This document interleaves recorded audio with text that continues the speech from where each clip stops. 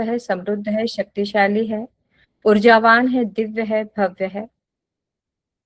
जिन शासन की राह पर चलने वाला है, परिवार की सेवा करने के लिए उसका जन्म होने जा रहा है। राष्ट्र की सेवा, समाज की सेवा करने के लिए उसका जन्म होने जा रहा है। एक अद्भुत अनुभूति के साथ जुड़ेंगे। अपने भीतर में झांक कर देखिए उस दिव्य ऊर्जा को, उस भव्यतम आभा को।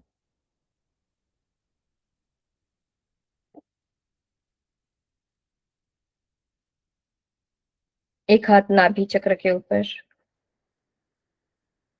आस्तां तव स्तव नमस्त समस्त दोषं त्वत्सं कथापि जगतान्दुरितानि हन्ति। दूरे सहस्रकिरणा कुरुते प्रभैव पद्माकरेषु जलजानिविकाशभाजी। आस्तां तव स्तव नमस्त समस्त दोषं त्वत्सं कथापि जगतान्दुरितानि हन्ति।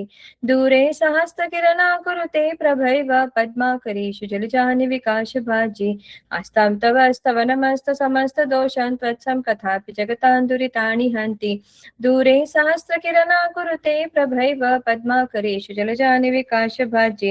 ॐ ह्रीं श्रीं क्रों क्लीं र र हं हं नमः। ॐ नमो भगवते जयक्षाय ह्रीं ह्रीं नमः स्वाहा। ॐ ह्रीं श्रीं क्रों क्लीं र र हं हं नमः। ॐ नमो भगवते जयक्षाय ह्रीं ह्रीं नमः स्वाहा। ॐ ह्रीं श्रीं क्रों क्लीं र हं हं नमः। ॐ नमो भगवते जयक्षाय ह्रीं ह्रीं नमः स्वाहा। ॐ ह्रीं अरहं नमो अरिहन्तानं ह्रां ह्रीं ह्रूं रः फट् स्वाहा। ॐ हृदय नमः। ॐ ह्रीं अरहं नमो अरिहन्तानं ह्रां ह्रीं ह्रूं रः फट् स्वाहा। ॐ हृदय नमः। तुभ्यं नमः श्रीभुवनातिहराय नाथ। तुभ्यं नमः क्षितितलामलभूषणाय। तुभ्यं नमः श्रीजगतः परमेश्वराय। तुभ्यं नमो जिनपवोदधिशोषणाय। तुभ्यं नमः श्रीभुवनातिहराय नाथ। तुभ्यं नमः क्षितितलामलभूषणाय। तुभ्यं नमः श्रीजगतः परमेश्वराय। तुभ्यं नमो जिनपवोदधिशोषणाय। तुभ्यं नमः श्रीभुवनातिहराय नाथ। तुभ्यं नमः क्षितितलामलभूषणाय। तुभ्यं नमः जगतः परमेश्वराय। तुभ्यं नमो जिनभवोदधिशोषणाय। ओम नमो भगवते ओम ह्रीं श्रीं क्लीं ह्रूं रः पुरुषस्य जन्म जीवार्ति पीडा निवारणं कुरु कुरु स्वाहा। ओम नमो भगवते ओम ह्रीं श्रीं क्लीं ह्रूं रः पुरुषस्य जन्म जीवार्ति पीडा निवारणं कुरु कुरु स्वाहा। ओम नमो भगवते ओम ह्रीं श्रीं क्लीं ह्रूं रः पुरुषस्य जन्म जीवार्ति पीडा निवारणं कुरु कुरु स्वाहा। ओम ह्रीं अरहं नमो दित्ततवानं झ्रं झ्रं नमः स्वाहा। ओम ह्रीं अरहं नमो दित्ततवानं झ्रं झ्रं नमः स्वाहा। ओम ह्रीं अरहं नमो दित्ततवानं झ्रं झ्रं नमः स्वाहा। हे प्रभु, मेरे प्रेगनेंसी के दौरान जो भी कोई परेशानियां आ रही है, मैं उससे मुक्त हो रही हूँ। मैं कंसीव हो चुकी हूँ, यही भाव अपने भीतर में लाते हैं। ओम ह्रीं अरहं इत्थपुत्थिकराय संतान वर्धनम भवतु। हे प्रभु, आपकी दिव्य ऊर्जा, आपकी दिव्य आभा मुझे नित्य निरंतर मिल रही है। इन्हीं भावों के साथ आदिनाथ दादा का आभार, मानतुंग सुरेश्वर जी का आभार, सभी देव गुरु धर्म का आभार, माता पिता का आभार, पूरे ब्रह्मांडीय शक्तियों का आभार, आप सबका आभार। फम फम फम वम वम वम रह रह रह। उस डिवाइन एनर्जी को महसूस करते हुए दोनों हाथों को मसलेंगे, पूरे बॉडी में एनर्जी को फील कीजिए। Transfer the energy in a whole body. One more time. दोनों हाथों को मसलते हुए, पूरे बॉडी में एनर्जी को फील करते हुए, आंखों के ऊपर हाथ रखते हुए क्रोम क्रोम क्रोम। चेहरे के ऊपर हाथ घुमाएं, परमात्मा को वंदन नमस्कार करें। Thank you all of you. आइए अभी हम डॉक्टर प्रतिभा जी खाबिया को सुनेंगे, जो आपके लिए एक बहुत महत्वपूर्ण एक टॉपिक लेकर आए हैं, सब्जेक्ट लेकर आए हैं। प्रतिभा दीदी को होस्ट इन्हें अनम्यूट कर दो। करूँ शुरुआत? हाँ, मेरी आवाज ठीक से आ रही है? आ रही है, बिल्कुल परफेक्ट आ रही है। सबको नमस्ते। हम आज की शुरुआत एक छोटी सी कथा से शुरू करेंगे, एक स्टोरी सुनेंगे पहले और फिर बाद में हम बाकी और कुछ सुनेंगे। एक संत होते हैं, बड़े ज्ञानी ध्यानी और बहुत पूजनीय ऐसे एक संत होते हैं, जो हमेशा भगवान में इतनी श्रद्धा रखते थे कि उनके साथ उनके ठाकुर जी, जो एक भगवान की मूर्ति, हमेशा वो साथ में रखते थे। उनका ये विश्वास था कि जब भी कुछ खाना है, कुछ लेना है, कुछ ध्यान करना है, हर समय हर दम उनके साथ वो ठाकुर जी रहते थे। एक बार किसी कारणवश एक साधु सम्मेलन के लिए उन्हें उनकी जगह से, उनकी कुटिया से दूसरी जगह, दूसरी गांव में जाना था, जहां सभी साधु एक दूसरे से मिलने वाले थे। तो पहली बार उन्होंने उनकी कुटिया छोड़ी थी और एक ट्रेन के, रेलवे के प्रवास से वो वहां जा रहे थे। 2 दिन का जर्नी हुआ, बहुत दूर का जर्नी था। और ट्रेन में से उतरते वक्त उनके साथ जो उनकी 2 थैलियां थी, जो उन्होंने सामान लाया था 2 दिन के लिए या 4 दिन के लिए, वो सामान और उनकी ठाकुर जी, ये सब उनके साथ था। तो गलती से उतरते उतरते जल्दी में वो उन ठाकुर जी को वहीं भूल गए और वो ट्रेन में से उतर गए। वो जो थैलियां थी उनके साथ वो ले ली उन्होंने और वो उतर गए। जहां उनका गंतव्य था, जहां उनको जाना था, जहां साधु सम्मेलन था, वहां गए। 2 घंटे सबसे मुलाकात हुई, बातचीत हुई, सब एक दूसरे से ज्ञान का, एक दूसरे से आदान प्रदान हुआ। और फिर जब खाने का समय हुआ तो सब लोग खाना खाने बैठे। वो बोले मैं ठाकुर जी को लिए बिना खाता नहीं हूँ, तो मैं उनको लेके आता हूँ। उन्होंने उनकी थैली देखी तो उसमें वो ठाकुर जी की थैली थी ही नहीं, ठाकुर जी तो थे ही नहीं। तो बहुत अस्वस्थ हो गए कि मैं तो मेरे ठाकुर जी के बिना खाना नहीं खाऊंगा। उन्होंने, सब लोगों ने बहुत समझाया कि हम कल दूसरी मूर्ति लेके आएंगे, कल या कहीं वही ढूंढेंगे, मिल जाएगी। वो बोले नहीं, मैं तो खाऊंगा ही नहीं, मैं पानी भी नहीं पीऊंगा। तो उसमें उस गांव के एक संत थे, वो बोले मेरे यहाँ स्टेशन मास्टर पहचान के, हम रेलवे स्टेशन जाते कुछ ना कुछ रास्ता निकलेगा। तो उनको लेके जाते हैं रेलवे स्टेशन में। तो वहाँ स्टेशन मास्टर मिलते हैं, उनको बताते ऐसे ऐसी तकलीफ हुई है, ऐसे ऐसे ठाकुर जी वहां भूल गए ट्रेन में। वो ट्रेन जहां गई होगी कल इसी रास्ते से वापस आएंगी, तो अगर मिलते हैं वो भगवान जी तो उनको हम उतार लेंगे, या हमें बताइए वो कब ट्रेन कब आएगी, हम फिर से आके देखेंगे। तो स्टेशन मास्टर बताते कि वो ट्रेन बंद हो गई है और 2 घंटे से यहीं पर है, वो यहाँ से गई नहीं। तो हमारे सब इंजीनियर्स देख रहे हैं, उसकी जांच कर रहे हैं, वो ठीक करे, तो आप देख लो जाके, यह यहीं पर है, अगर उस डिब्बे में होगा तो आप देख लो। तो ऐसा सुनते ही वो जो जिनके ठाकुर जी थे, वो संत इतने जल्दी जल्दी में ऊपर ट्रेन में चढ़े और उन्होंने देखा कि उनके ठाकुर जी वहीं पर थे, जहां वो बैठे थे वहीं पर थे। उन्होंने उनको लिया, गले से लगाया, उनसे श्रद्धा से उनको नतमस्तक हुए और वो नीचे उतरने लगे। जैसे ही वो नीचे उतरे, और क्या भगवान का चमत्कार कि वो ट्रेन अपने आप चलने लग गई। तो जहाँ जितनी भगवान पर हमारी श्रद्धा होती है, वैसे ही भगवान हम पर भी उतने ही भक्ति का बर्षाव करते हैं।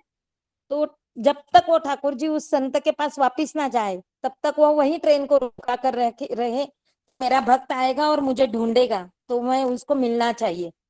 तो यही श्रद्धा, यही श्रद्धा का जो बीजारोपण है, या आपके आपके दिल में वो श्रद्धा जगाने का काम जो कर रहा है आदिनाथ भक्तामर हीलिंग सेंटर, तो सबसे पहले उनको शत शत वंदन, शत शत नमन की। वो इतना इतना व्यस्त रहते हुए भी सभी सांसारिक कार्य करते करते आपके लिए यह श्रद्धा आपके दिल में जगाने के लिए, आपकी कोई भी परेशानी हो उस वक्त आपको मार्गदर्शन करने के लिए, या छोटे छोटे हीलिंग बताने के लिए जो कार्य कर रहे हैं, उनको मेरी भाभी स्नेहल चौड़िया, उनको पहले बहुत बहुत अभिनंदन और बहुत बहुत अनुमोदना।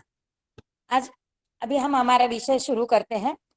दीदी थोड़ा सा कैमरा, आपका मोबाइल जो है वो थोड़ा सा सीधा रखिए ताकि आपका, हाँ हाँ ठीक है, ओके, हाँ अभी अभी ठीक है। परफेक्ट, हाँ अभी ठीक है, ओके। मैं सबके चेहरे देख रही हूँ, सब यंगस्टर्स है, और जो आज का विषय है सब आप ही के लिए है कि जैसे माता बनना, यह एक है। माता बनने के बाद बच्चों का गर्भधारणा करना और उसका गर्भ संस्कार करना, और फिर बाद में बच्चों का संस्कार करना, यह सब हमारी माए, हमारी दादी, हमारी नानी, इन्होंने हम में किया है। यही उनकी जो उन्होंने जो हमें दिया है वही हमें आगे लेके जाना है। इसमें अलग नया या कुछ ऐसा कुछ भी नहीं है हम पर। आज हम सब यहाँ हैं जो धर्म से जुड़े हैं, जो भक्तामर हीलिंग से जुड़े हैं, तो यह संस्कार उनके हैं।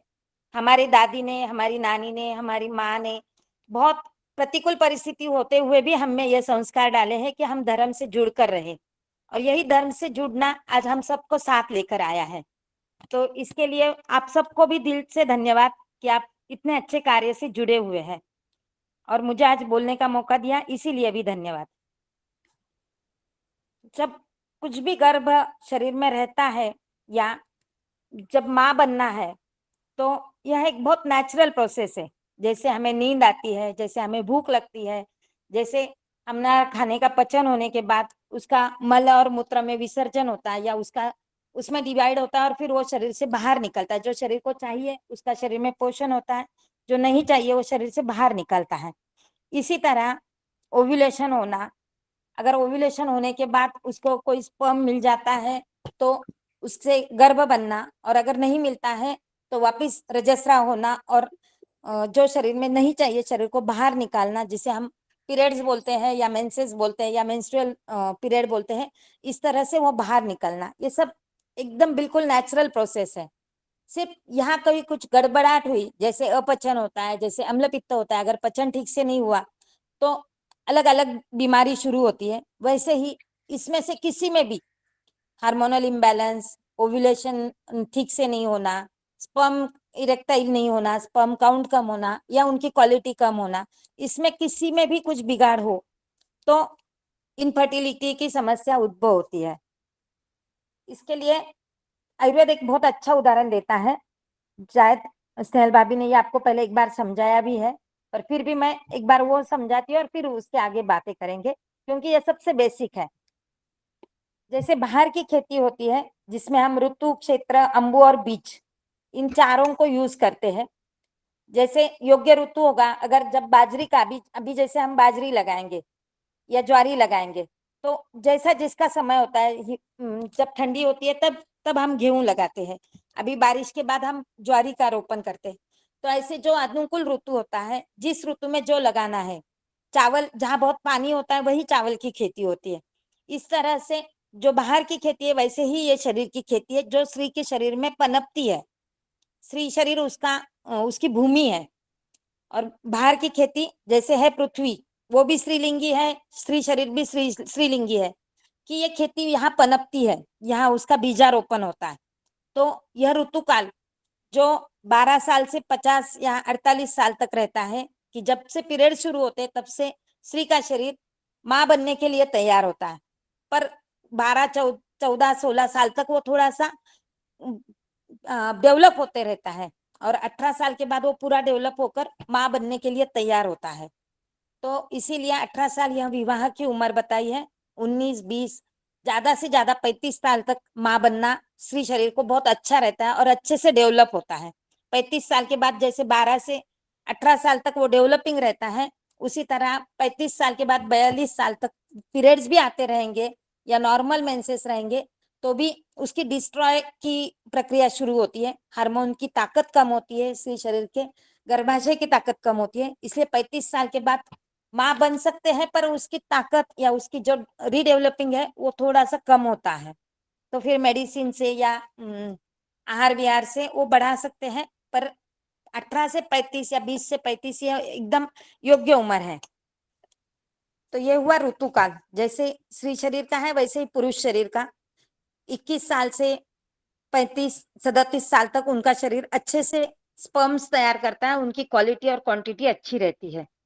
यह हुआ ऋतुकाल, जिसमें हम चार चतुर्स्तंभ बोल सकते हैं कि जिनकी वजह से प्रेगनेंसी रहती है। इसमें पहला यह है सबसे महत्वपूर्ण की ऋतु, कि जब पीरियड्स आएंगे उसके बाद शुरू होता है। दूसरा होता है क्षेत्र, जैसे मैंने बताया कि बाहर के पृथ्वी जमीन और स्त्री की शरीर में जमीन की यूटेरस, यह क्षेत्र पूरा female reproductive system, male reproductive systems, उन पर कंट्रोल करने वाले हार्मोन्स, उनको पुरुष के शरीर से स्पर्म को स्त्री शरीर में लाने वाले ऑर्गन्स, ये सभी इसमें क्षेत्र ऐसे काम आते हैं कि जिस पर हम काम करने वाले हैं, जो उनकी खेती करने वाले, जहाँ खेती होगी वो जगह जिसको हम क्षेत्र बोलते हैं। तीसरा और सबसे महत्वपूर्ण होता है अंबु, जो स्त्री का गर्भ रहने से पहले से गर्भ बच्चा होने तक हर जगह अंबु का काम होता है। अंबु यानी पानी, जल। स्त्री शरीर में पुरुष के शरीर से स्पर्म लाने के लिए उसको डाइल्यूट करके या वो लिक्विड स्वरूप में आता है, तो वहां से अंबु का काम होता है। हार्मोन जो भी स्राव होते हैं वो भी अंबु। स्त्री शरीर में फैलोपियन ट्यूब से जब गर्भ में या यूट्रस में जब ओवम आता है तो उसको बहा के लाने के लिए जैसे पानी काम करता है, वैसे ही स्त्री शरीर में हार्मोन्स काम करते हैं कि वो वहां तक लेके आए। और फिर उसको यूट्रस के 3 लेयर्स होते हैं, पैरामेट्रियम, मायोमेट्रियम और एंडोमेट्रियम, जो पूरे ब्लड से बने हुए होते हैं। और वो जो सबसे अंदर का जो एंडोमेट्रियम होता है वो सबसे ज्यादा वैस्कुलर, सबसे ज्यादा ब्लीडिंग या ब्लड वाला होता है, कि जो गर्भ को पूर्ण तरह से सुरक्षित रखता है। तो जब ओवम उसमें आता है और स्पर्म उसको मिल जाता है, तो सबसे पहले अगर वो फर्टाइल होता है तो ये एंडोमेट्रियम उसके दरवाजे बंद कर देता है कि तैयार हुआ गर्भ वापस बाहर ना जाए। तो ये, और अगर नहीं आता है, स्पर्म नहीं मिलता है, तो ये एंडोमेट्रियम ओवम को फोड़ता है, उसको डिस्ट्रॉय करता है। और फिर जब मेंसेस शुरू होते हैं तो ये एंडोमेट्रियम की जो परत होती है, इसमें से पहले ब्लीडिंग शुरू होता है, क्योंकि उसका काम नहीं हुआ, उसको गर्भ नहीं मिला, तो वो शरीर के लिए अपायकारक है या शरीर को यूजफुल नहीं है, तो वो बाहर निकालने के लिए मेंसेस शुरू हो जाते हैं। इस तरह से एक क्षेत्र। और इसके साथ साथ ईस्ट्रोजन और प्रोजेस्टेरॉन, ये भी लिक्विड हार्मोन्स है, जो गर्भ रहने के बाद यूट्रस में भी पोषण का काम करते हैं। साथ ही साथ स्त्री शरीर में स्तन्य बढ़ाने के भी काम करते हैं, कि जिससे दूध आए और फिर आगे बच्चे का पोषण व्यवस्थित हो। और इसके बाद और सबसे लास्ट और महत्वपूर्ण जो है वो बीज, कि जिसके बिना गर्भ रहेगा ही नहीं। तो इसमें दोनों बीज काम करते हैं, पुरुष बीज और स्त्री बीज। हम जैसे बाहर खेती करते हैं, हजारों गेहूं के दाने लगाते हैं, पर उसमें से कहीं कहीं डेवलप होते हैं या कहीं कहीं में से अंकुर फूटते हैं, कहीं कहीं ऐसे ही निष्बीज हो जाते हैं कि जिनको डेवलप नहीं होता है, जिनमें से अंकुर नहीं आते हैं।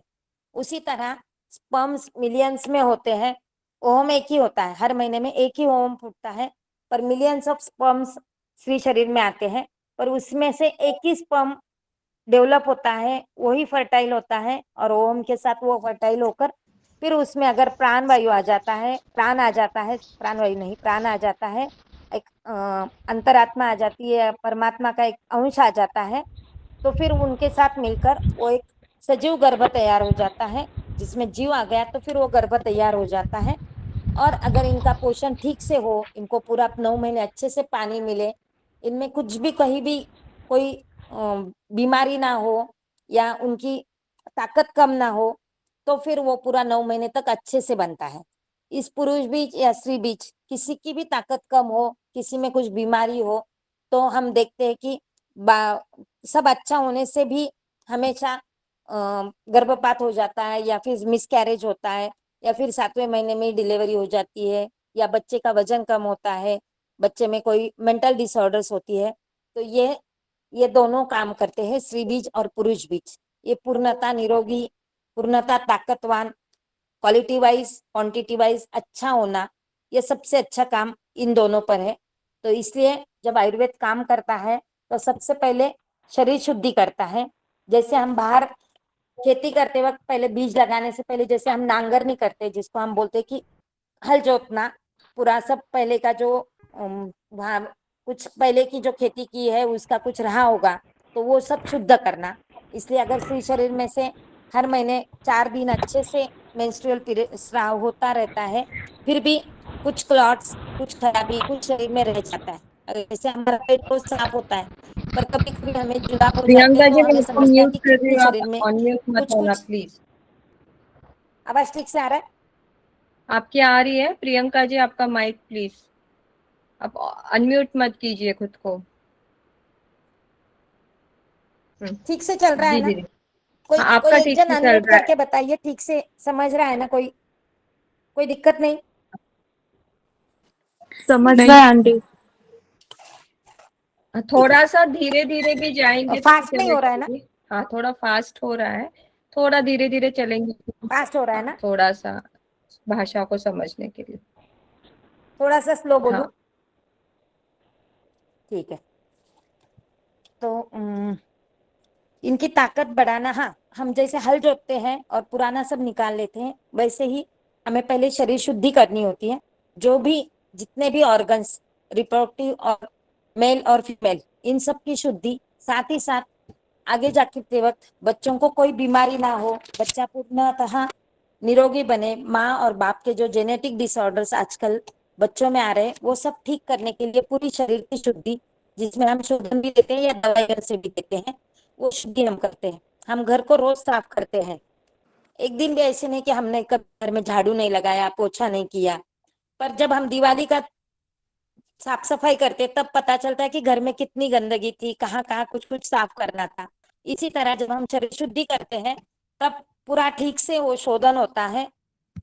मतलब आपाद मस्तक, जहाँ से मेंदु से पैर तक पूरी शुद्धि उसमें होती है। वो दवाइयों से भी होती है या फिर पंचकर्म में जैसे हम वमन करते हैं, विरेचन करते हैं, बस करते हैं, स्नेह स्वेदन, मसाज और स्टीम देते हैं, इस सब से वो शुद्धि होती है। ये दोनों के लिए जरूरी होती है क्योंकि बच्चा दोनों का होता है। यहाँ जो भी ट्रीटमेंट होती है, जहाँ गर्भ रहने के लिए ट्रीटमेंट होती है या आगे की एक नई पीढ़ी हमें अच्छी सी बनानी है जिसका फ्यूचर हमारा सब, हम उसी के लिए सब करते हैं। हमारा कमाना, हमारा घर, हमारी सब सेविंग, सब हम, हमारी सब जो आशा होती है उससे होती है। तो उसके लिए ये जो भी ट्रीटमेंट है या ट्रीटमेंट ला ले ना ले, पर ये जो है, ये दोनों का प्रोडक्टिव कुछ तो भी नया है। ये है नेचुरल प्रोसेस, बिल्कुल नेचुरल प्रोसेस है, पर इसका प्रोडक्टिव जो होता है वो दोनों से होता है। तो इसलिए दोनों पर काम करना जरूरी होता है। दूसरा, जैसे हल जोता हमने, उसके बाद वापिस हम कोई अगर बीज पनपता है तो फिर हम वापिस उसकी खुरपनी करते, जैसे उसमें कोई तन हो गया, कोई गवत आ गया, कुछ ये हो गया, तो उसकी खुरपनी हम करते हैं। उसी तरह गर्भ रहने के बाद भी हर महीने की अलग अलग दवाई, जैसे मासिक वृद्धि रहती है कि जिस मास में, 5वें मास में बुद्धि बनती है, चौथे मास में दौड़ू आता है कि उसको कुछ खाने की इच्छा होती है, तो उसमें मन बनता है, इसलिए वो दौड़ू आता है कि बच्चे में मन, उसका हृदय, उसका दिल, ये सब उसमें है, तब आता है। 5वें महीने में बुद्धि आती है, तो बुद्धिवर्धक जो दवाई होती है ये 5वें महीने में दी जाती है। तीसरे महीने तक बच्चा पूरा, उसके पूरे अंग प्रत्यंग से तैयार हो जाता है। तो इसलिए 3 महीने पूरा भ्रूण, जो भी जो जो साताकारी है, जो जो सब खाने जैसा है, षड्रस युक्त आहार, क्योंकि उसका पूरा पूरा शरीर बनना है, तो ये अच्छे से उसको कोई अपाय ना हो, पर अच्छे साताकारी जो है, दूध घी ज्यादा, चावल ज्यादा, इस तरह से जो दिया जाता है, या सफेद अन्न ज्यादा दिया जाता है, यह इसलिए है कि उसका अंग प्रत्यंग पूरा तैयार हो जाता है। पर सफेद चावल मतलब जैसे लाजा पानी दिया जाता है, लाया का पानी या ज्वारी की लाया, पर उसके साथ साथ 6 भी रस, मतलब यहाँ से हमें कुछ तैयार करना है, नया बनाना है, तो सभी रस का अन्न, सभी सभी आहार दिया जाता है। जैसे हम बोलते हैं कि अलग अलग रंग का अलग अलग कुछ ना कुछ साथ महत्व है, पर सबसे ज्यादा आनंद कब होता है पता है? हम जब रेनबो देखते हैं, क्योंकि उसमें सातों रंग एक साथ होते हैं। तो उसी तरह जब हम 6 रस का एक साथ आहार करेंगे, मीठा भी खाएंगे और कड़वा भी खाएंगे, तो वो बच्चा सभी इसको साथ में होगा। फिर बाद में जो बोलते हैं ना कि बच्चा ये नहीं खाता, बच्चा वो नहीं खाता, क्योंकि जब माँ के पेट में वो रहता है, तब माँ ने जो जो नहीं खाया, माँ ने जो जो पसंद नहीं किया, वो बच्चा बाद में नहीं खाता है। और इसका सबसे अच्छा उदाहरण हमें अभिमन्यु का मालूम है। जितना वो सीखा उतना ही उसको याद रहा। जैसे वो पॉजिटिव है, वैसे ये निगेटिव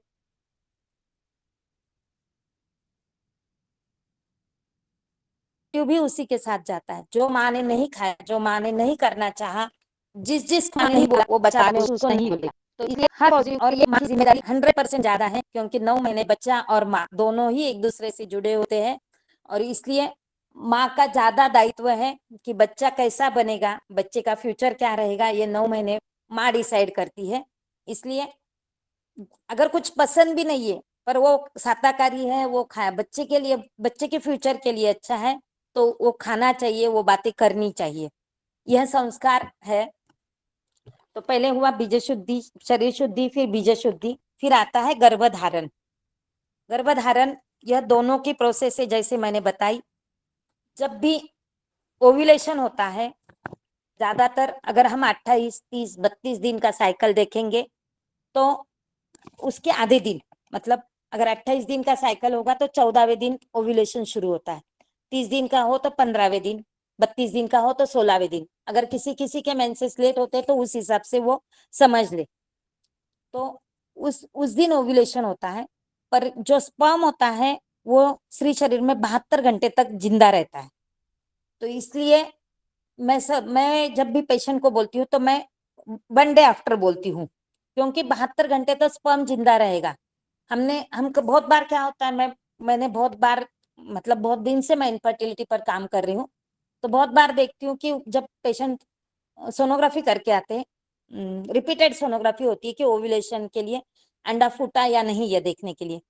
पर अगर आपने देखो, आप यह, क्योंकि यह नेचुरल प्रोसेस है, मैं हमेशा ये बताती हूँ कि ये नेचुरल प्रोसेस है। आपको सुबह आपने खाया, आपको ऐसे है कि 9 बजे आपको स्नान करना है, 8 बजे 8:30 बजे तक आपको ऐसे लगता है कि हमें मल प्रवृत्ति हो जानी चाहिए, हमें हमारा पेट साफ होना चाहिए। पर कभी कभी होता नहीं है, वो 9, 9:30, 10 बजे, कभी हम बाहर जाना है या हमें खाने से बैठना है, उस टाइम होता है। तो ये फिक्स टाइम नहीं है कि कभी सुबह में हो जाएगी, कभी दोपहर में हो जाएगी। वैसे ही ये ओव्यूलेशन, ये ओवम फूटने की या फैलोपियन ट्यूब से ओवम यूट्रस में आने के बाद वो कब फूटेगा, या टाइमिंग हम ऐसे फिक्स नहीं बता सकते।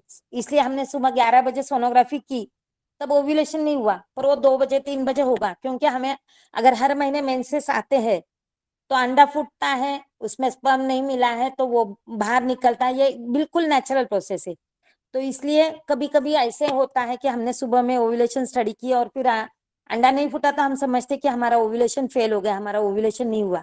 तो ये निगेटिविटी फिर बाद में स्ट्रेस तैयार करती है, या फिर एंजाइटी हो जाती है कि हमें हमें होगा ही नहीं, हमारे में ही कुछ कमी है। तो यह पहले बाहर निकालना है कि अंडा तैयार हुआ है ना, तो फूटेगा जरूर, सिर्फ उसका टाइम, उसका वो जब पूरा पक्व होगा, व्यवस्था उसकी पूरी मैच्योरिटी होगी, तब वो फूटेगा। तो स्पर्म अगर पेट शरीर में गया है तो 72 घंटे तक जिंदा रहता है। ओवम फूट गया तो उनका अगर एक दूसरे से मिलन हो गया, एक ही स्पर्म लगता है, बहुत मिलियन स्पर्म गए पर एक स्पर्म अगर फर्टाइल होगा, उनका और दोनों का मिलन होता है और उसमें जीव आता है, तो वो गर्भ बन जाएगा। तो इसलिए थोड़ा सा धीरज रखना चाहिए। बहुत साल से अगर इनफर्टिलिटी हुई तो वो बात अलग है, पर 1 साल 1.5 साल में ही आप ट्राई कर रहे हैं और फिर भी नहीं हो रहा है, तो थोड़ा धीरज रखिए, एक दूसरे के लिए टाइम दीजिए। पहले दोनों ने मिलकर नवकार मंत्र बोलना है। अपने जो भी कुल देवता, जो भी भगवान, जिनको भी आप मानते हैं, तीर्थंकर भगवान जिनको भी आप मानते हैं, उनका स्मरण करना है कि हम अपने वंश का एक दिया, एक पंक्ति, एक ज्योति बढ़ाने के लिए हम एक दूसरे के साथ मिलकर हम प्रयत्न कर रहे हैं। भगवान हमें आशीर्वाद दीजिए।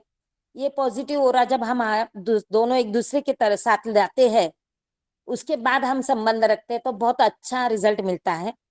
कुछ मंत्र भी होते हैं, अगर इससे भी नहीं होता है तो कोई आयुर्वेदिक मंत्र भी होते हैं, वो मंत्र उच्चार भी काम करते हैं।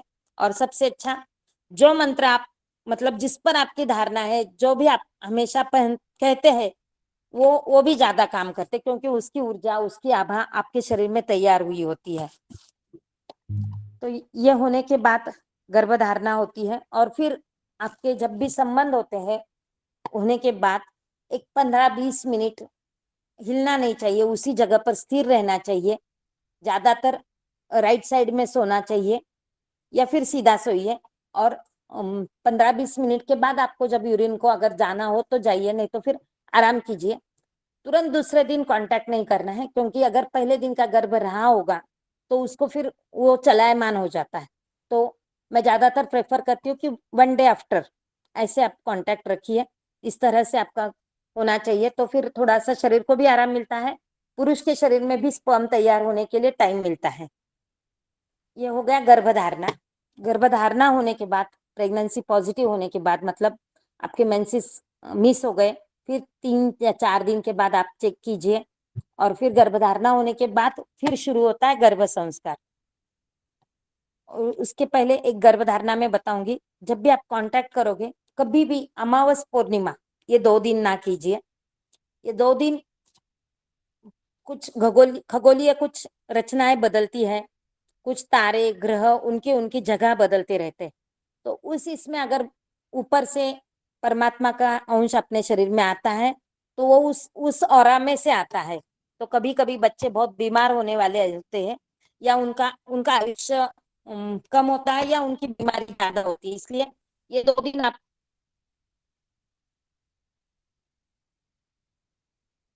आपकी आवाज थोड़ी ब्रेक हो रही है, आप नेट कनेक्शन आपका चेक कीजिए। प्रतिभा दीदी।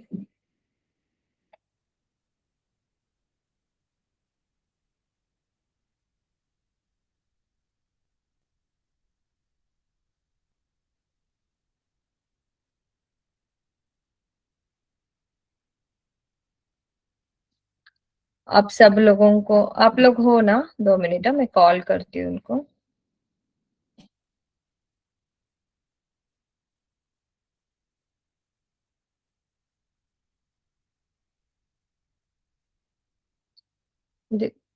हाँ नेट, हाँ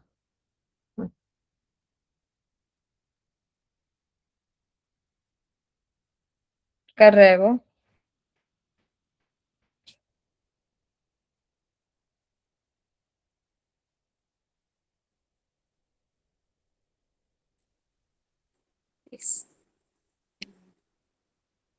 इसके बाद शुरू होता है गर्भ संस्कार। जैसे दीदी पहले थोड़ी लगता ऊपर है की दीवार आपकी बहुत दिखाई दे रही है। हाँ थोड़ा अभी। सा। हाँ अभी ठीक है, अभी सेंटर में। ओके। हाँ। यस। तो जब भी बच्चा रहेगा उसका स्वागत करना है बहुत अच्छे दिल से, दोनों ने भी करना है, माता ने भी और पिता ने, साथ ही साथ परिवार ने। वो अपना भविष्य है, अपने लिए प्यारा है, अपना दुलारा है, यह सोचकर वो जब शरीर में आता है तभी से एक इंट्यूशन आ जाता है। माँ को तो सबसे पहले आता है कि कुछ तो भी अपने शरीर में बदलाव हुआ है, कुछ तो अपने यहाँ आया है। तो उसका स्वागत करना है, उसको 9 महीने बहुत अच्छे से उसको बढ़ाना है, जितना हो सके उतना उसको मंत्रोच्चार जो जो पॉजिटिव्स है वो सब सुनाइए, आप भी सुनिए, उसको भी सुनाइए, उसके साथ जितना टाइम स्पेंड कर सकते हैं।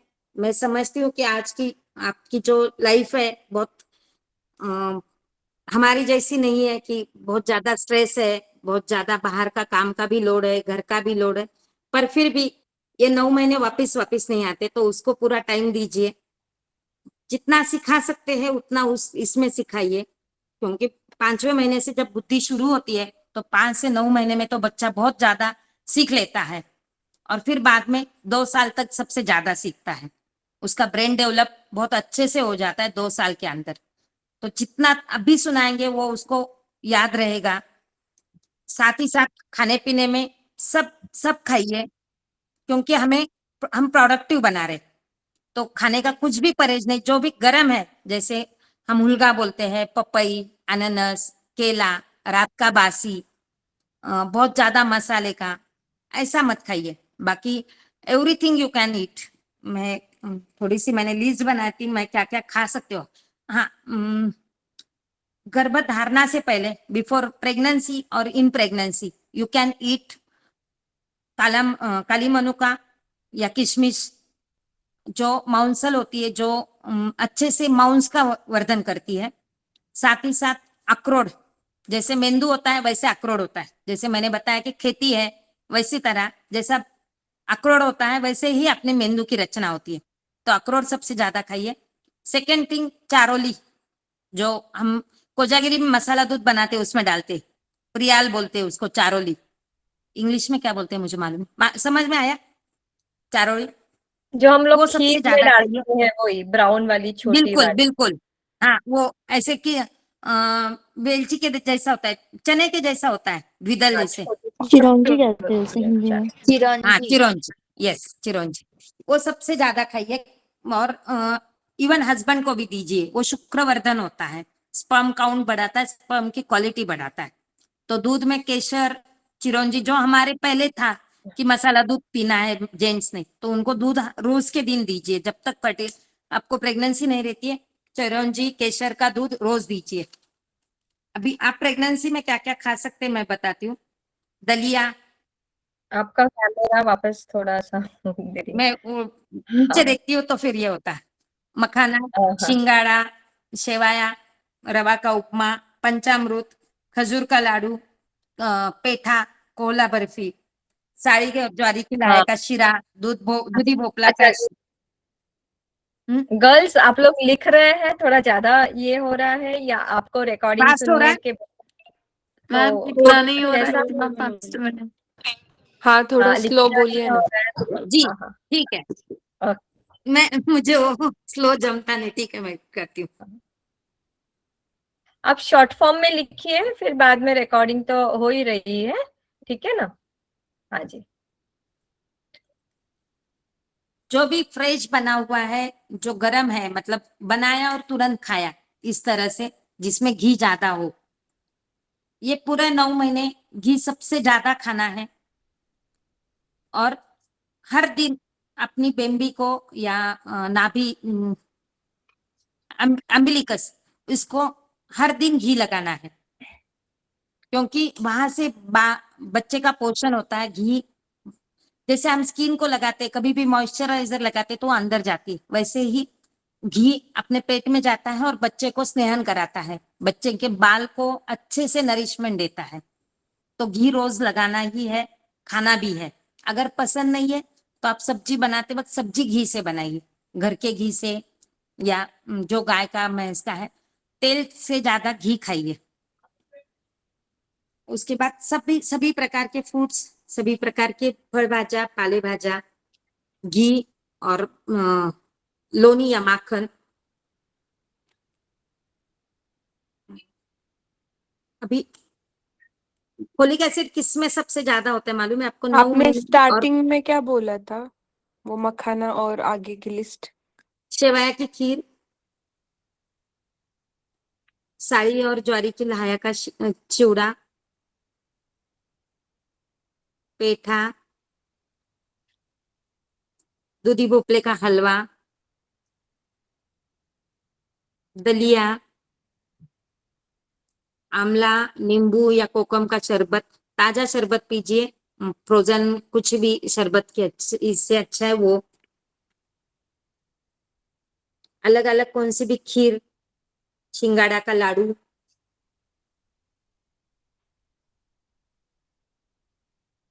अच्छा, ये प्रेगनेंसी रहने के बाद की बात कर रहे हो या before pregnancy? Sperm count before pregnancy भी चलेगा, बिफोर प्रेगनेंसी भी चलेगा। आफ्टर प्रेगनेंसी क्या खाना है, ऐसे रोज क्या खाना है ये होता है, तो बीच बीच में ये खा सकते हैं।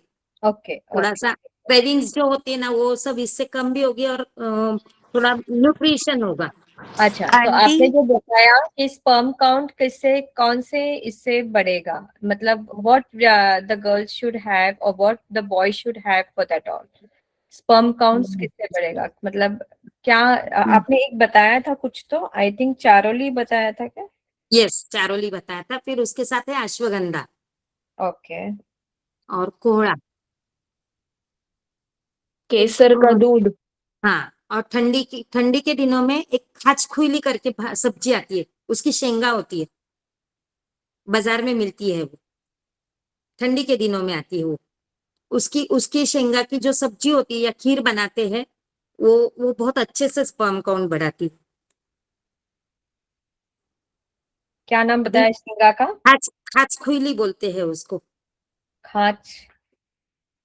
खुइली, कुहिली, ऐसे कोयरी के जैसे, जैसे बीन्स होती है ना वैसे उसकी होती है, पर थोड़ी बाला के शेंग जैसी होती है ना वैसे, पर थोड़ी जाड़, ऐसे ठीक होती है वो, अच्छा, बड़ी मोटी होती है। वाली। अच्छा सुनो गर्ल्स, आप लोग लिख कर रख देना खाच कुहिली, and you can go and search in the Google for the English version. If you are not understanding the word in Hindi, you can go and search in your English version and then you can buy it from the market. Okay? तो कोई tension मत लेना, कोई burden मत लेना, सब कुछ आपके पास हाँ, रिकॉर्डिंग। ऐसे चाहिए ऐसे नहीं। और और मेरा नंबर शेयर कर देना, अगर कभी भी कुछ तकलीफ हो या नहीं समझ में आए तो फोन करना, मैसेज करना, मैं बता दूंगी। अगर मुझे मिलती है, या उसका पिक्चर भी मैं डाल दूंगी फिर बाद में। हाँ ओके ओके, चलेगा। ओके दीदी, कंटिन्यू। हाँ, मैं उसका इंग्लिश नेम और उसका पिक्चर दोनों डाल दूंगी आपके पास, आप शेयर कर दीदी देना। फीमेल फर्टिलिटी इंक्रीज करने के लिए आपने जो स्टार्टिंग में बताया था, प्लीज दोबारा बता देंगे।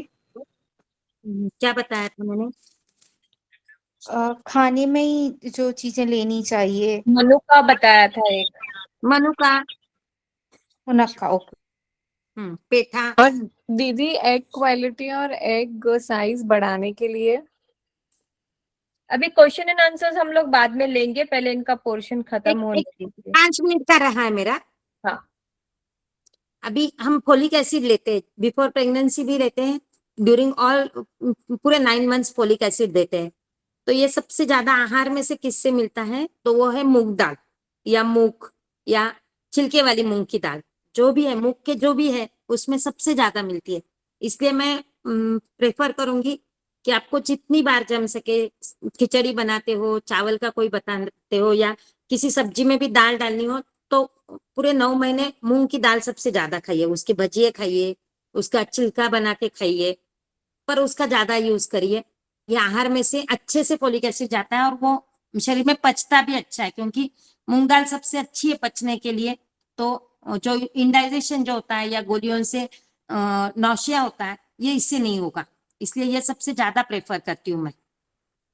शक्कर या खड़ी शक्कर या थोड़ा सा गुड़ का पानी ये लेते जाइए, या फिर शेंगदाने का लाडू, खजूर का लाडू, ऐसे अलग अलग आप खा सकते हो, जो आपके क्रेविंग्स भी कम करेगा, बच्चे का पोषण भी अच्छे से करेगा। और मैंने घी लगाने को बोला था अम्बिलिकस में, जो आप पूछ रहे थे ना, वापस बोलो एक बार। आपके अम्बिलिकस में रोज का घी लगाना है।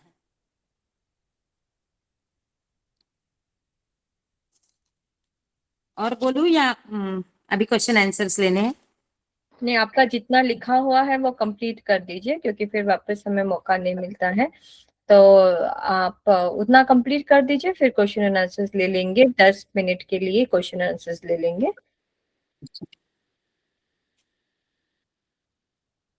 और एक जैसे हर एक की हम आधार का देखो बायोमेट्रिक करते हैं, तो हर एक का अलग होता है। इसी तरह ये इनफर्टिलिटी की जो ट्रीटमेंट होती है वो हर की अलग होती है। पुरुषम पुरुषम वीक्ष परीक्षित ऐसे बोला है कि हर एक के कुछ सिम्टम्स अलग होंगे, कुछ कंप्लेंट्स अलग होगी। किसी का एएमएच कम होता है, किसी का स्पर्म काउंट कम होता है, किसी का सब नॉर्मल रिपोर्ट्स होते हैं, फिर भी ट्रीटमेंट प्रेगनेंसी नहीं रहती है। तो ऐसे बोलते हैं कि इन्वेस्टिगेशन से ये सिर्फ साथ चलने के लिए है, ट्रीटमेंट के साथ साथ, या कुछ डायग्नोस करने के लिए, पर ट्रीटमेंट पेपर की नहीं होती है, आदमी की होती है।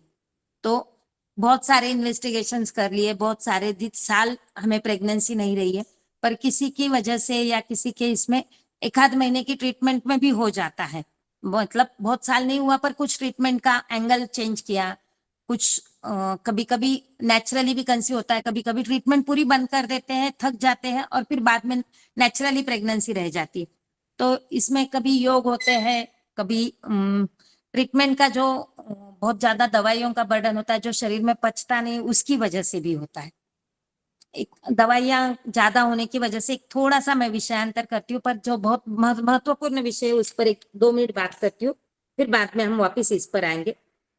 जैसे हम ऑल आउट लगाते हैं, बाहर कछुआ छाप लगाते हैं, तो पूरे शरीर हमारे जो मच्छर है वो सब बंद कर देते हैं, मच्छर हमें काटते नहीं है, पर उसका धूल जैसे मच्छर को अपायकारक है या मच्छर को मारता है, वैसे ही वो धूल हमारे नाक में से हमारे शरीर में जाकर हमारे लंग्स में इन्फेक्शन करता है। वो ऑल आउट का जो केमिकल होता है, जैसे मच्छर के शरीर को अपायकारक होता है, वैसे हमारे स्किन को अपायकारक होता है। तो बहुत लोगों के स्किन इन्फेक्शन या लंग इन्फेक्शन उससे होते हैं। वैसे ही हम जब दवाई लेते हैं, एंटीबायोटिक्स लेते हैं, वो शूट एंड मतलब साइट एंड शूट ऐसा काम करते हैं कि कहाँ जहाँ शरीर में इन्फेक्शन हुआ है वहां पर शूट करना, उसको मार देना, उन बैक्टीरियाज को, उन इनको मार देना, ऐसा काम वो एंटीबायोटिक्स करते हैं।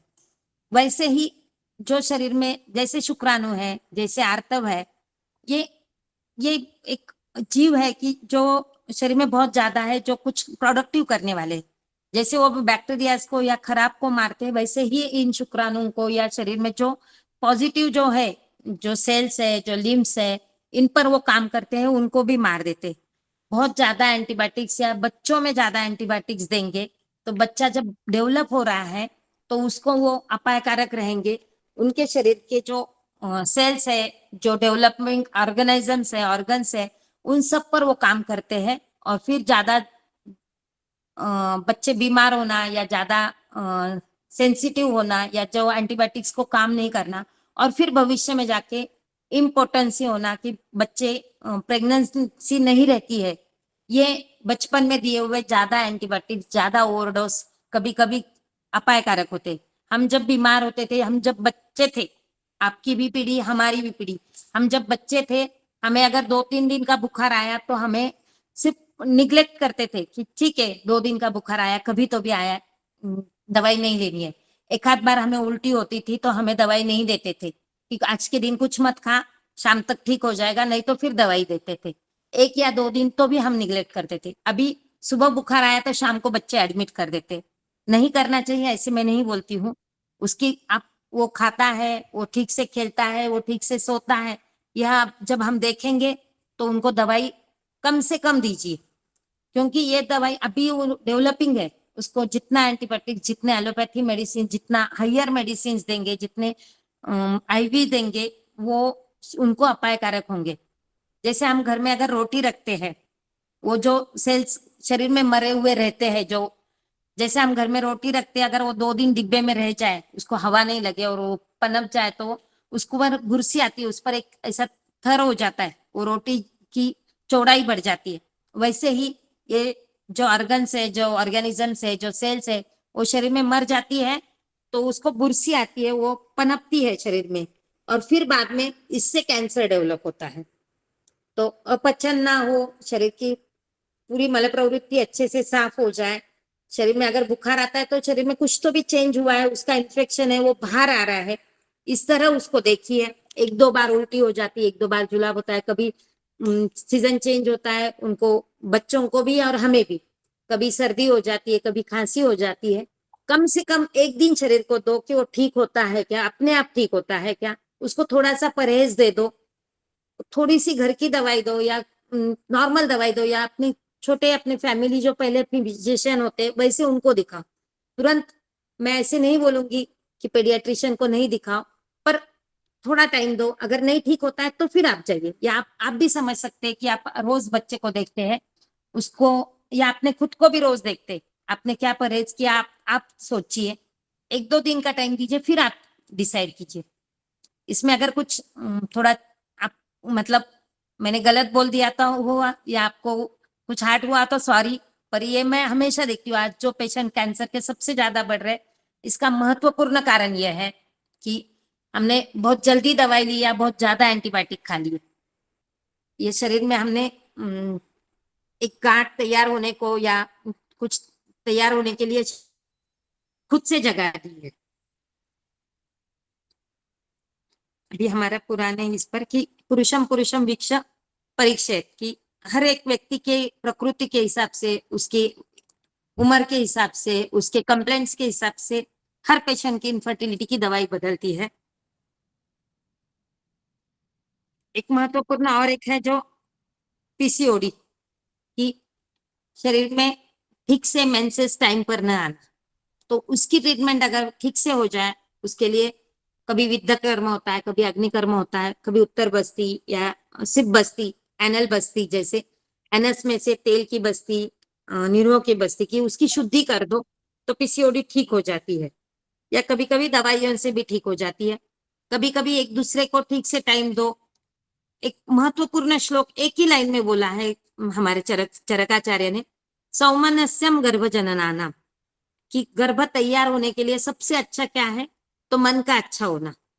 स्त्री और पुरुष, मेल एंड फीमेल पार्टनर, दोनों का एक दूसरे के लिए टाइम देना, दोनों एक दूसरे के साथ अच्छे से बॉन्डिंग होना और घर का सब वातावरण अच्छा होना, यह सबसे अच्छा काम है। जैसे हम बोलते हैं कि दही घी सबसे अच्छा रसायन है। अगर कभी लूज मोशंस हो जाए या वोमिटिंग हो जाए तो आप लाया खा लो, ज्वारी की या साड़ी की लाया, जो हम दिवाली की पूजा में यूज करते हैं। उसको दिवाली की पूजा में क्यों महत्व दिया है, कि वोमिटिंग और लूज मोशन में सबसे अच्छा उसका पानी, उसको भिगो के रखो और उसका पानी पियो। आपको जो जैसे एक बोतल आईवी का काम होता है, सलाइन का काम होता है, उतना काम उसमें होता है। इसलिए उसको दिवाली की पूजा में ये दिया है। और उसके साथ उसमें बतासा डालो तो वो पानी एक नेचुरल नॉर्मल सलाइन के जैसा काम करता है। तो उसी तरह गर्भजनन के लिए, गर्भ तैयार होने के लिए, गर्भ शरीर में अच्छे से पनपे और उसमें 9 महीने के बाद उसकी नॉर्मल डिलीवरी हो, इसके लिए सौमनस्य सबसे अच्छा काम करता है, सबसे श्रेष्ठ है। कि मन में कुछ भी दुर्व्यवहार ना होना, या कोई स्ट्रेस ना होना, कोई एंजाइटी ना होना, कोई टेंशन ना होना, यह अपनी नेचुरल प्रोसेस है, यह हमसे होगा, यह हमारा पूरा अच्छे से है, हम उसका स्वीकार करते हैं, यह बच्चा हमारा है। यह जब हमारी पूरी पॉजिटिव हो रहा रहती है तो बच्चा आता ही है और रहता ही है। ठीक है, वेरी गुड। यस। बड़ी शेप सौंफ सबसे ज्यादा खा सकते हैं, उसका पानी पी सकते हैं। चावल का पानी जैसे हम लूज मोशन में देते हैं बच्चों को, वैसे चावल का पानी पी सकते हैं।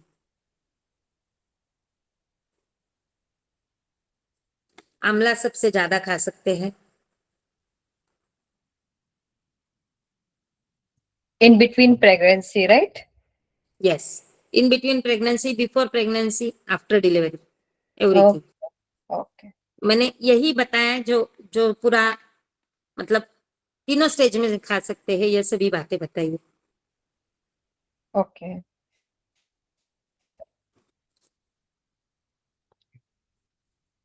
एंड करें अभी? Yeah. Any questions? एक क्वेश्चन था। हम्म। चारोली जो आपने बोली है वो भिगा के खानी है या डायरेक्ट ऐसे ही, मतलब? दूध में पका के, ठीक।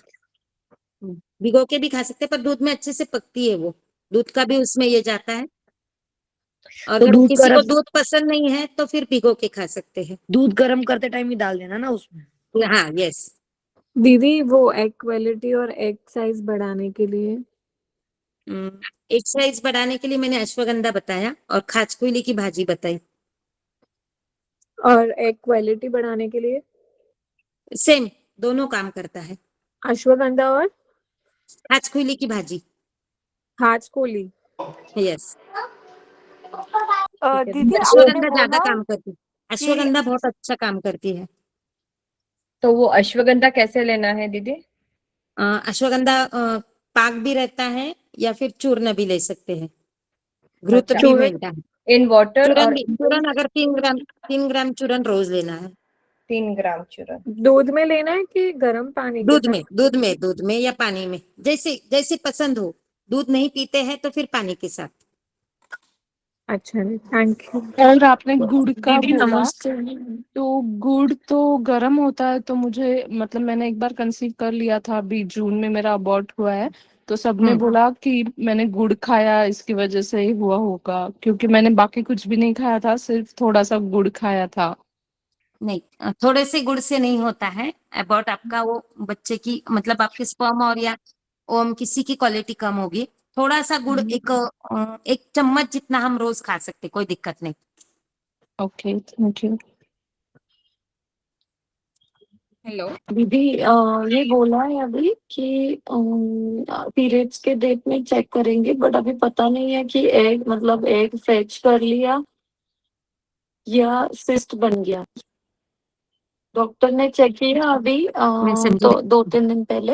हम्म। उन्होंने बोला कि अभी मैं आपको बता नहीं सकती हूँ कि वो कंसीव हो गया है, मतलब एग ने ये कर लिया है स्पर्म को, कि वो सिस्ट में कन्वर्ट हो गया है।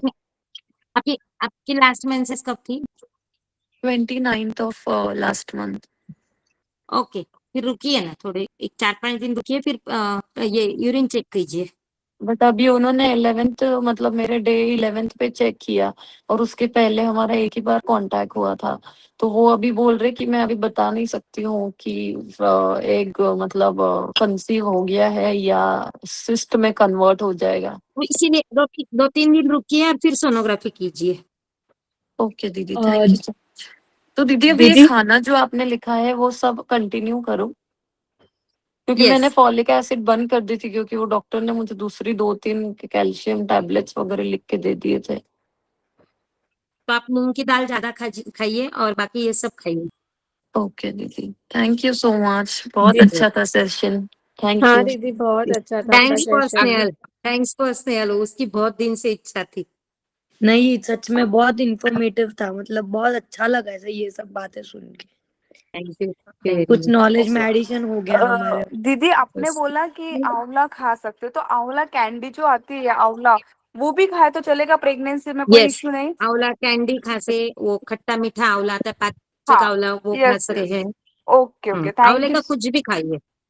ओके, थैंक यू दीदी, सेशन बहुत अच्छा हुआ, बहुत सही नॉलेज दिया थैंक यू, आपने, थैंक यू। थैंक यू दीदी मुझे थैंक ना यू स्नेहल दीदी, बहुत अच्छा सेशन था आज का। Thank you. गर्भाशय पे सूजन है, तो मेरे को हेवी ब्लीडिंग होता है पीरियड्स के टाइम पे, और इरेगुलर है पीरियड्स मेरे। हाँ, इरेगुलर पीरियड्स की वजह से ही वो सूजन होती है, क्योंकि पूरा बाहर नहीं निकला है, तो जो अंदर रहता है उसकी सूजन तैयार हो जाती है। थोड़े अच्छा, आसन कीजिए और अशोकारिष्ट लीजिए, 3 महीने 20 ml रोज लीजिए 2 टाइम।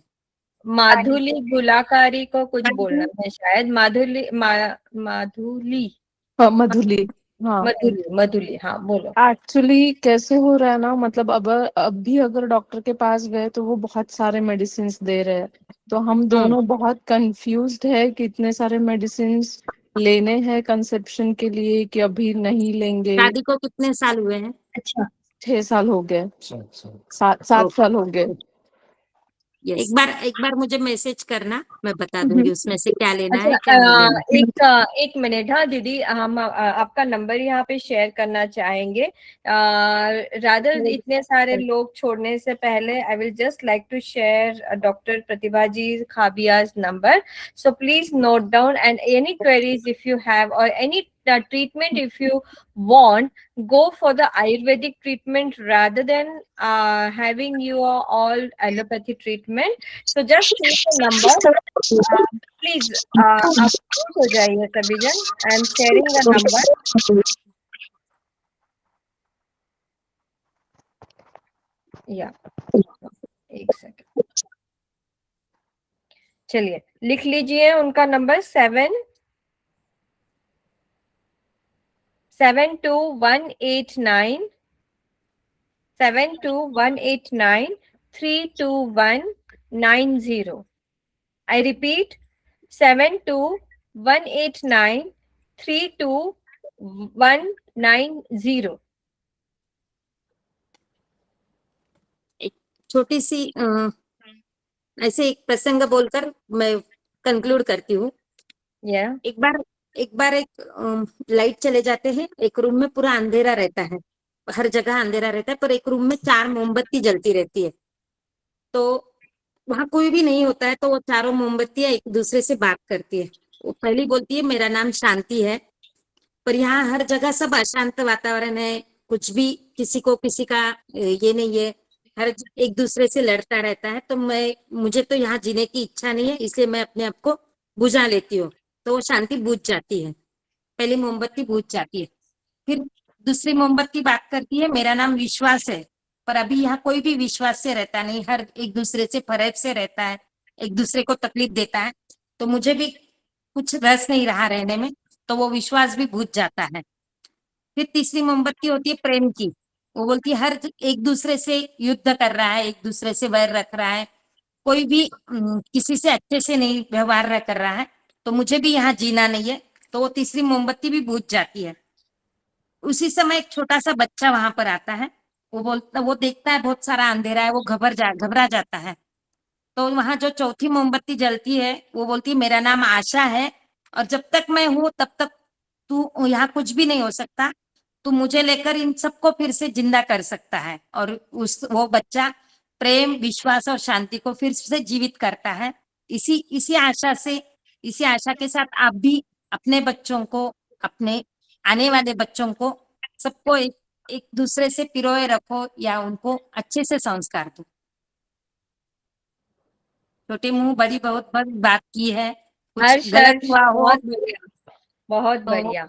नहीं नहीं, कोई गलत नहीं। बढ़िया। आपके इतने इतने आप बोलते हैं ना कि इतना सारा समय आपका ये रहता है, मतलब बहुत ज्यादा बिजी शेड्यूल रहते हुए भी आपने हमारे लिए, मेरे शब्द के ऊपर आपने यह समय निकाला और इन बच्चियों को एक आशा की राह दिखाई। आपने इनके मन में वापस एक आशा को जागृत किया और इनके भीतर में ये सारे वापस जो एक बैक गए थे, वो शांति, विश्वास और उन सब की मोमबत्ती वापस ये सब लोग जगाएंगे और आपसे जरूर कांटेक्ट करेंगे। क्योंकि हताश हो जाते हैं, नर्वसनेस आ जाती है कि दीदी आप थक गए हैं, अब नहीं कुछ करना है, ऐसे बहुत सारे लोग हैं। पर आपने हमारे बीच में आज डॉक्टर प्रतिभा जी खाबिया एक आशा की मोमबत्ती ले आए हैं और उनकी ही वजह से हमारे दिल में वापस एक आशा की किरण आई है। और दादा का आशीर्वाद तो है ही, दादा की कृपा दृष्टि तो है ही कि हम सारे छोटे बच्चे हैं और आशा यानी हमारी एक ब्लेसिंग्स, हमारे दीदी, हमारे परमात्मा, और डॉक्टर एक परमात्मा ही कहा जाता है, भगवान ही कहा जाता है। तो ऐसे हमें आज नॉलेज मिला है, तो आपको सिर्फ करना है, बस पुरुषार्थ आपको करना है, श्रद्धा आपको रखना है, विश्वास आपको रखना है, सब अच्छा होगा। यह भाव अपने भीतर में लाते हुए, one more question and then we will stop the session, because I think she was very clear, she was very spontaneous, and she has given all the information what you needed, and she was very perfect, and I think all the points she has cleared everything from conceive to the end of after pregnancy, pre, post, and everything. So I don't think you should have any doubts, but still you will have any doubts, we will just clear in two question and answers, and then we will just end our meeting. Okay, because already we are getting late. Diksha Bafna. Aunty, जैसे अपन pregnant होते हैं, अपन को पता चला, उसके बाद अपन सीढ़ियां चढ़ सकते हैं। जैसे मेरा रूम सेकंड फ्लोर पे है और मैं कंसीव करी थी, फिर 2.5 महीने बाद मुझे अबॉर्ट करना पड़ा। कितनी बार चढ़ना पड़ता है? दिन में कम से कम 5-6 बार, क्योंकि रूम ऊपर है, सेकंड फ्लोर और पुराना घर है, तो सीढ़ियों की हाइट भी ऊंची है। पहले 3 महीने में ना बच्चा मतलब डेवलप होता रहता है, और अगर आपकी फर्स्ट प्रेगनेंसी होती है तो आपका भी यूटेरस डेवलप होते रहता है। तो मैं इतना ही एक रीजन होगा ऐसे नहीं, पर मेनी ऑफ द रीजंस में से ये एक हो सकता है। तो आंटी करना मतलब कितनी बार चढ़ना चाहिए इसे दिन में? Max to max 1। एक बार सुबह आ जाओ, सब आपका सब वहां का सब करके आ जाओ। थोड़े दिन 3 महीने तक आपकी जो सासू जी का या घर में किसी का रूम है वो आप शेयर करो, उनके रूम में रहो। ओके। और आंटी, मैं जब प्रेग्नेंट थी उस टाइम पे मैं दूध में अपना जो चाय का मसाला होता है उसको डाल के पीती थी, तो वो गर्म करता है या फिर ठीक है वो पीना? सेम सवाल पूछना था। वो अगर उसकी मात्रा अगर 1 पिंच तक है तो कोई दिक्कत नहीं करता है। उससे अगर ज्यादा है, आधा चम्मच या उससे ज्यादा है, तो फिर वो मे बी मैटर्स। और आंटी, मुझे थायराइड है, तो क्या प्रिकॉशन लेना चाहिए उसमें? आप गोली रेगुलर लेती है? हाँ, अभी तो फिर कंट्रोल्ड है। फिर कोई दिक्कत नहीं। ठीक है। और आंटी, अपन प्रेगनेंसी में गुड़ चना खा सकते हैं, फूटा चना? खा सकते, ठीक है। बिल्कुल खा सकते, क्योंकि ओके चना आंटी। सबसे अच्छा प्रोटीन है। मतलब पनीर से भी ज्यादा अच्छा प्रोटीन चना है। ओके। दीदी आपने इसमें पनीर कहीं कहीं पर भी नहीं बोला, तो क्या पनीर इन्होंने खाना चाहिए या नहीं खाना चाहिए? मैंने वही बोला कि पनीर, हमारी पीढ़ी में हमारी माँ ने पनीर नहीं खाया था। ओके। चना सबसे अच्छा है। जैसे मैंने बोला कि फोलिक एसिड से का सब्स्टिट्यूट क्या है? मूंग दाल। फोलिक एसिड हम रोज 1 गोली खा सकते हैं, उससे ज्यादा नहीं खा सकते, पर मूंग दाल हम 1 कटोरी तक खा सकते हैं। वैसे ओके। चना हम ज्यादा खा सकते हैं। ओके। आंटी, और मतलब हमको हम थालपीठ भी चुकंदर लेना बनाएंगे, चाहिए कि नहीं? मतलब थालपीठ भी बनाएंगे या चपाती, या जैसे हम मटरी बनाएंगे, पराठा बनाएंगे, उसमें भी हम चना पीस के खा सकते हैं। मेनी ऑफ वेज हम खा सकते हैं। ओके। और वो टेस्टी भी बनेगा। अगर थालपीठ में चना पीस के डालोगे तो बहुत टेस्टी बनता है। Okay, we should not go for besan atta, right? ये चना अपना जो प्रॉपर वाला भुना हुआ चना जो होता है वो ज्यादा अच्छा है, वो प्रोटीन है। उसको चना दाल सत्तू आप खा बोलते सकते हैं, हैं, सत्तू का पर वो आटा जिसको बोलते हैं। घर में पिसा हुआ खा सकते हैं। ओके, जो जैसे फुटाने की दाल होती है वो सत्तू का आटा, वो फुटाने की दाल जो हम लोग पीसते हैं, उसमें बहुत सारी इम्यूनिटी पावर रहती है, तो फिर क्या वो अच्छा ही रहती यस, है ना? जी। फुटाना जो है ना वो मैं खा सकते हैं, ऐसे बोलती हूँ। फुटाने में ज्यादा प्रोटीन है क्योंकि वो ओके, भुना नॉट हुआ दैट चना है। फ्लोर वाला, मतलब वो अक्खा चना नहीं, मतलब ग्रेन्स फुटाना वाला। फुटाना, अच्छा, ओके। अच्छा, आई क्योंकि वो ऑलरेडी भुना हुआ होता है तो वो पचने में ओके हल्का होता है। Okay okay okay. दीदी कहाँ से हो आप? चुकंदर खा सकते हैं? बीट ना, हाँ। यस, खा सकते हैं। चलिए, let's end the meeting. Thank you, आभार करेंगे सभी का। कंचन कुचेरिया। कहाँ से है ये डॉक्टर दीदी? मैं Rahuri, Ahmednagar. Okay okay, thank you. हाँ Yes. जी, ये ये मेरी रियल प्रेगनेंसी। भाभी है, स्नेहल मेरी रियल भाभी है। हाँ, चलिए, लेट्स एंड द मीटिंग। मंगल करते हैं। स्नेहल दीदी जीवन भी बहुत अच्छा लेते हैं, बहुत बढ़िया बोलते हैं वो भी। यस यस, उन पर सरस्वती माँ की कृपा है। सही है, नहीं, सही दीदी है। तो बेस्ट है, सबसे बेस्ट है दीदी तो। यस, उन पर सरस्वती माँ की कृपा सुनना ही है, मालूम उनके होता है, सुनना ही उनके मालूम। जीवा पर सरस्वती है। दीदी मेरा एक क्वेश्चन था। यस, कुछ नहीं है। अ, अगर प्रेगनेंसी में बुखार हुआ तो पेट में पानी कम होता है क्या? उससे बच्चे को कोई दिक्कत होती है? नहीं, बुखार आया इसलिए पानी कम नहीं होता है, पानी कम हुआ इसलिए बुखार आता है। बुखार हमें जब आता है जब शरीर में कुछ तो भी चेंज हुआ है जो शरीर को अपायकारक है, उसका सबसे पहला साइन है बुखार आना। Okay okay. जैसे मैंने पहले बताया ना, अम्बू जो पूरे 9 महीने हमें शरीर में चाहिए बच्चे को पूरा पोषण करने के लिए, वो पानी जब कम होता है तो बुखार आता है। ओके, अभी लेट्स फिगर आउट कि what we have to do the steps. आपको नाभि चक्र के ऊपर कोकोनट ऑयल, नहीं, I think ghee, ghee we ghee have told ghee, right? तो एक ऐसे तीन, थोड़ा सा एक शॉर्ट में दीदी, आई विल रिक्वेस्ट यू कि आप ऐसे तीन बातें कंसीव के लिए कि जो उनको करना है आफ्टर प्रेगनेंसी में, उनको जो बस तीन तीन पॉइंट्स ही हम बोलेंगे, एक फिगर आउट करेंगे, एक लास्ट हमारा जो मर्म है आज के इसका सार का, वो बस इन शॉर्ट आप बोलेंगे, और फिर that will be your lesson and that you have to learn it and then वो you have to keep it in your mind. वो Okay? जब भी जो अभी पूछ रहे थे ना, पानी कम हुआ है बुखार आया, वो है क्या? हाँ, है ना, चीज तो है। कौन सी मंथ है अभी प्रेगनेंसी का? 6 मंथ। अच्छा, और कितना कम है पानी? नहीं, मेरे को ऐसे बोला था कि बुखार आया तो पानी कम हो जाता है, तो मेरे को अभी 3 दिन फीवर था, तो वैसे हम्म। हो सकता है क्या? मूवमेंट वगैरह ओके, नहीं, तो मैं कम नहीं सोनोग्राफी होगा। कराऊं क्या? आप जैसे मैंने बोला, अम्बिलिकस को घी लगाइए और एक कॉटन, घी का कॉटन मतलब घी में कॉटन भिगोकर वो आपकी वजाइना के वहां रखिए। अच्छा।